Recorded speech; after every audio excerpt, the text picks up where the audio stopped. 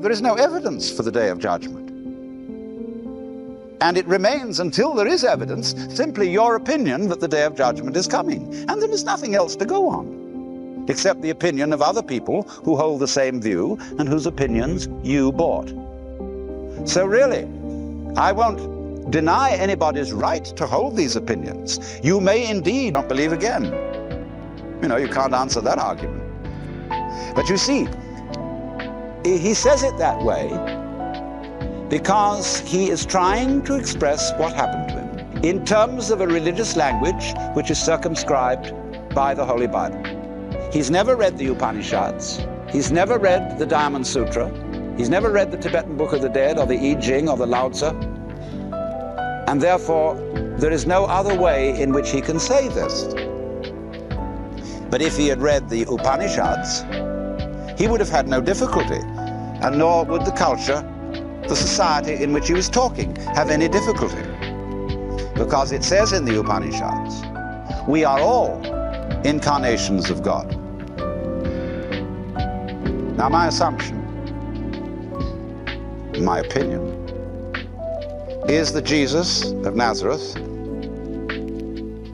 was a human being, like Buddha, like Sri Ramakrishna, like Ramana Maharshi, etc., who early in life had a colossal experience of what we call cosmic consciousness.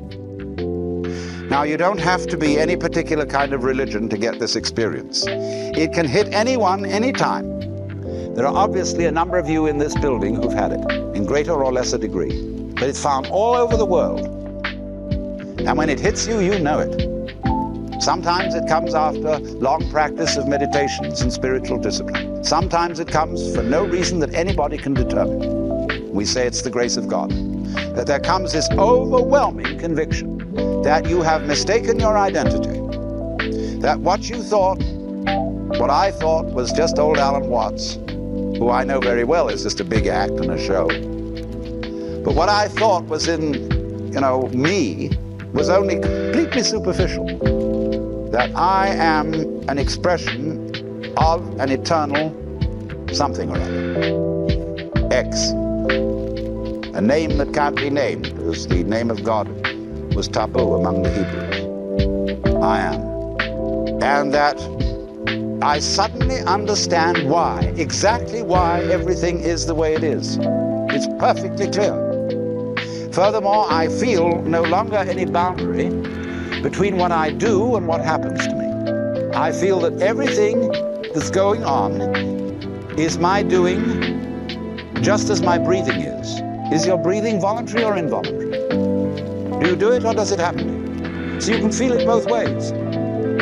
But you feel everything like breathing.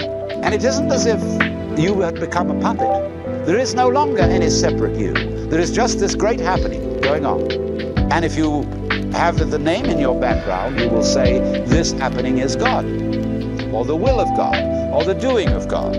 Or if you don't have that word in your background, you will say with the Chinese, it is the flowing of the Tao.